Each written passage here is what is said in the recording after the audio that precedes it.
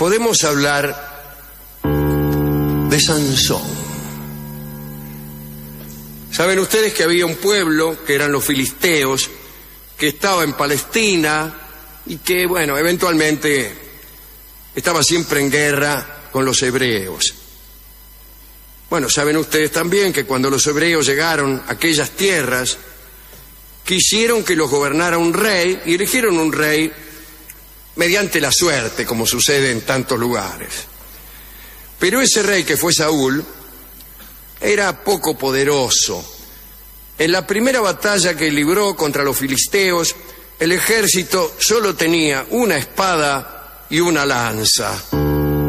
Era poco. Era un ejército numeroso, sí, pero solo tenían una espada y una lanza. Me imagino yo que se le iban prestando unos a otros con resultados estratégicos desastrosos, como suele ocurrir con los ejércitos que tienen solamente una espada y una lanza. Saúl perdió con los filisteos en la batalla de Gilboé y se suicidó. El segundo rey fue David. Ya tuvo un ejército mejor armado.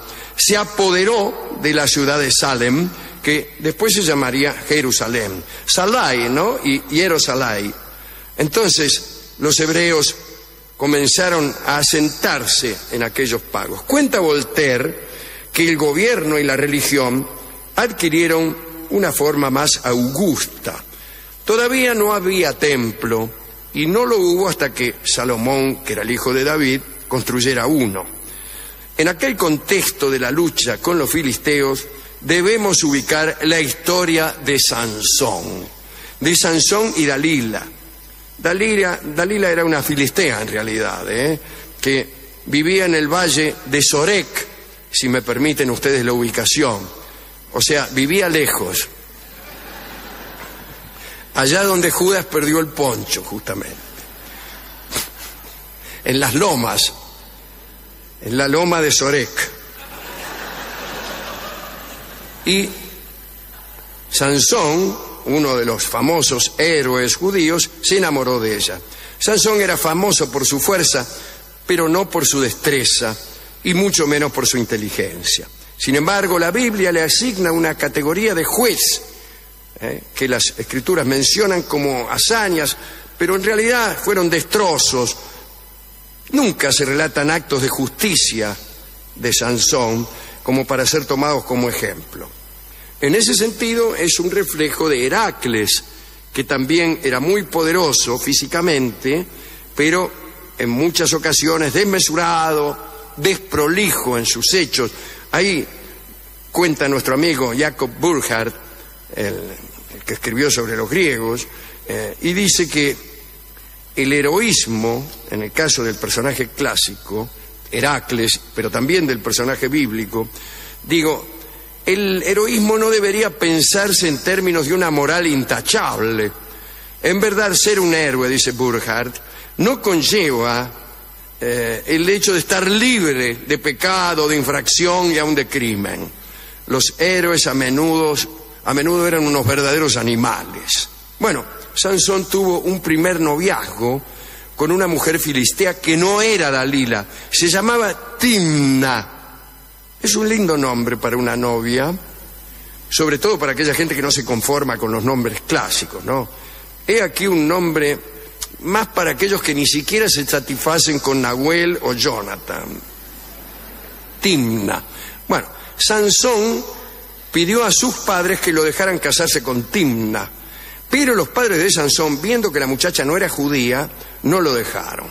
Bueno, finalmente tanto insistió Sansón que los padres aceptaron el casamiento y fueron, junto con Sansón, a la casa de Timna. En la mitad del camino se encontraron con un león. Sí, con un león. ¿Qué quieren que le haga? El león los enfrentó y también hay un paralelismo aquí con Heracles, cuya primera hazaña de las 12 que le encargó Euristeo fue justamente matar al león de Nemea, con cuya piel confeccionó, sin que los ecologistas dijeran ni una sola palabra, una indumentaria que se hizo famosa y que siguió incluso de moda en los comodines de los naipes Victoria, citado hoy ya por segunda vez. Pues bien, el hecho es que Sansón también se encontró con un león y Sansón lo despedazó con sus manos. Le dejaron ahí nomás los despojos del animal y siguieron adelante. Sansón y sus padres hicieron el compromiso con los padres de Timna y se volvieron. Días después, Sansón regresó solo a ver a Timna y encontró que el esqueleto del león había sido ocupado por unas abejas que habían fabricado allí miel. Es así como estalla la naturaleza en todas partes. Sansón metió la mano, se afanó el panal y se lo fue comiendo por el camino. Toda esta serie de sucesos pretenden demostrar algo, pero no lo consiguen del todo. Se celebró la boda finalmente en casa de la novia. Advierta sí que aquí también hay un resabio de del matriarcado, porque durante el matriarcado la costumbre indicaba que el casorio era en la casa de la novia y que el novio se iba a vivir a la casa de la novia. Bueno, el caso es que hubo un banquete para celebrar el casorio, concurrieron 30 invitados y el banquete debía durar 7 días. O sea, un banquete largo en su duración, pero estrecho en su concurrencia. Para amenizar el convite, Sansón propuso una adivinanza. Bueno, una adivinanza como única diversión para 7 días de banquete no parece gran cosa, pero en aquel tiempo la gente no era tan impaciente como ahora, que pide una adivinanza nueva cada 15 segundos. Y Sansón propuso un acertijo y dijo que si alguno adivinaba, él pagaría 30 sábanas y 30 mudas de ropa. Y si nadie lo resolvía, al final del banquete, los invitados debían pagarle a él. Bueno, aceptado el desafío, Sansón planteó el enigma. La historia es muy linda, pero el enigma es absurdo, y la respuesta también. Lo transcribo, atención. Del comedor salió comida, y del fuerte salió dulzura. Yo igual siempre contesto lo mismo ante cualquier adivinanza. Y nadie adivinó, todos dijeron cosas que no eran.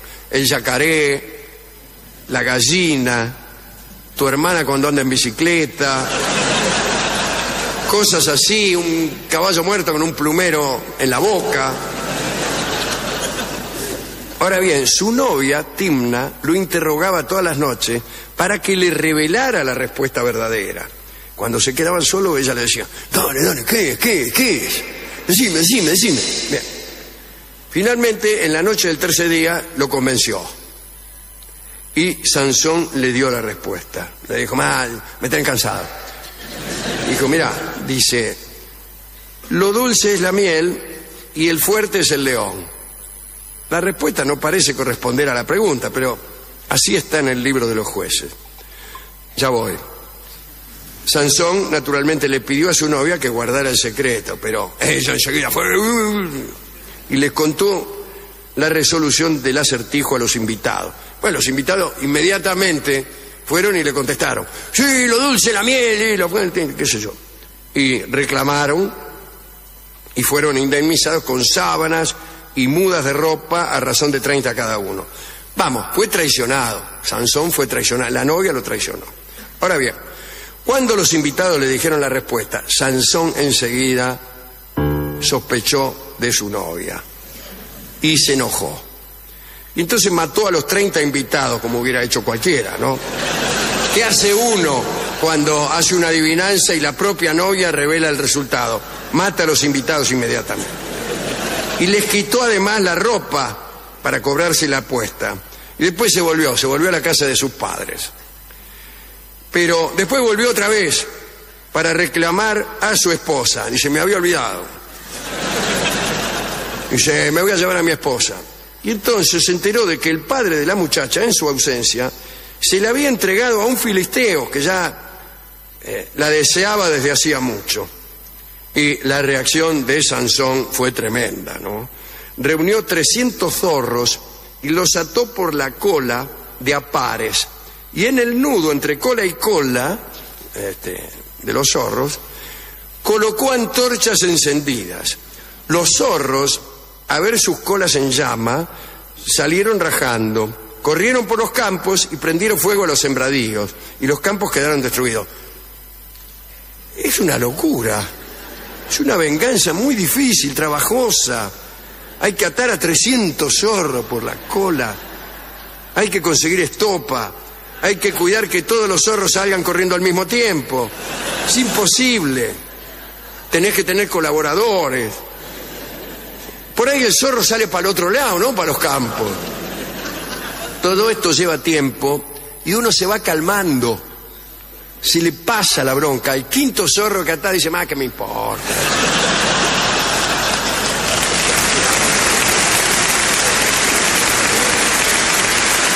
Bueno, pero Sansón no se calmó y los campos quedaron destruidos.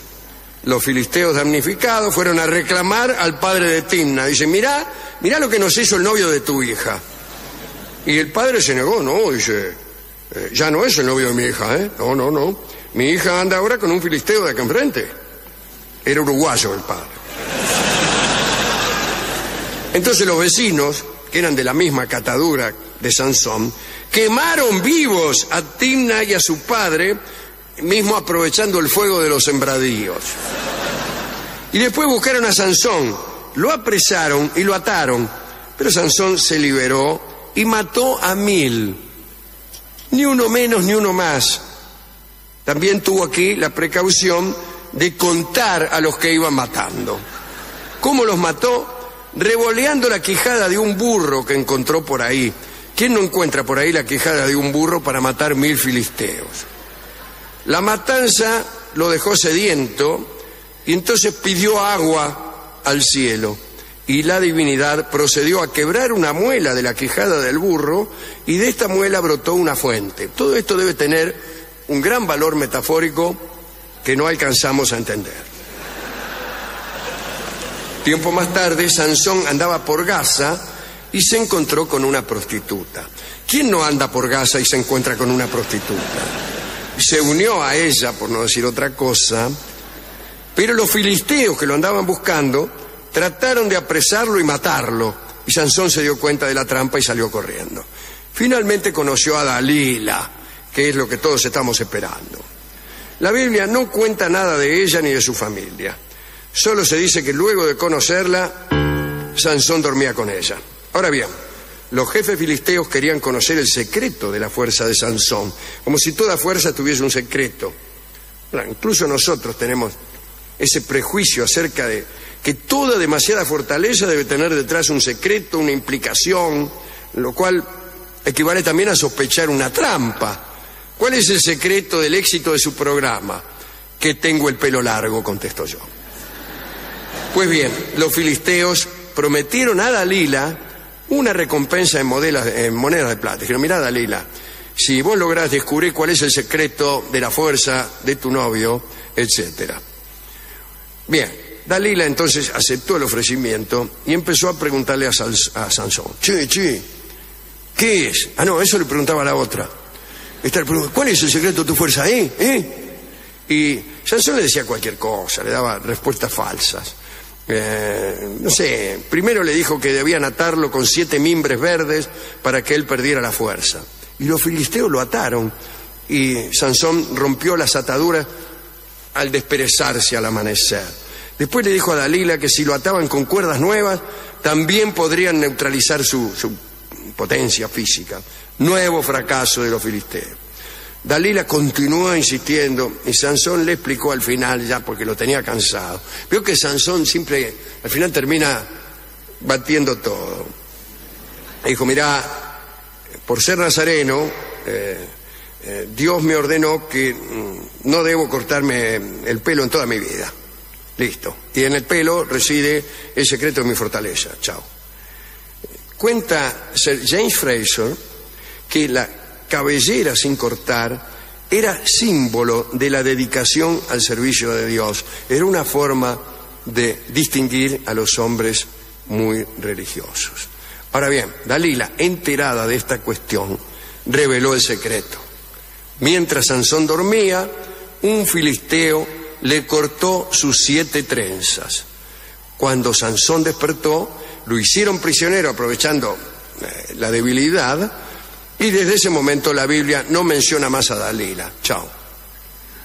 John Milton, sin embargo, escribió un poema en el que imaginó que cuando Sansón era prisionero de los filisteos, Dalila volvió a visitarlo para pedirle perdón y renovarle sus promesas de amor. Pero ese es el invento de un poeta, aunque se trate de Milton, que conocía secretos celestiales. Milton describe el lamento de Sansón, que se reprocha a sí mismo por no haber podido mantener un secreto. Según Graves, Sansón era un dios solar palestino, incluido inadecuadamente en el mito religioso judío. El pelo en ese mito, digo en el del dios solar, son los rayos, ¿no? Los rayos. Y el pelo vuelve a crecer. Y efectivamente, los filisteos, al vencer a Sansón, quisieron celebrar su triunfo ofreciendo un homenaje a otro dios que se llamaba Dagón, un dios con aspecto de tritón, mitad hombre, mitad pescado, una cosa así. El caso es que lo apresaron, lo llevaron a un templo para ser exhibido. Estaba atado con cadenas a una columna. Los filisteos no observaron, sin embargo, que el pelo le había vuelto a crecer. Le crecía rápido el pelo a Sansón. Y cuando el festejo estaba en su apogeo, y en lo mejor del bailongo, Sansón estiró los brazos, como ya saben ustedes, hizo presión sobre las columnas se quebraron, el templo se vino abajo y allí murieron todos los filisteos, menos 1000 que ya habían muerto antes. Pero también murió Sansón. El final de esta historia tan trágica le permitió a Sansón ocupar un lugar en el libro de los jueces. Lo nombran como juez. Sin embargo, Fraser dice que Sansón no tiene nada que hacer entre esos jueces, porque, dice Fraser, estamos autorizados a dudar de que haya sido juez. Para Fraser, Sansón era un calavera, libertino, bellaco, pendenciero, fanfarrón, aventurero sin escrúpulos, compadrito junigranciete. Estos dos últimos los agregué yo.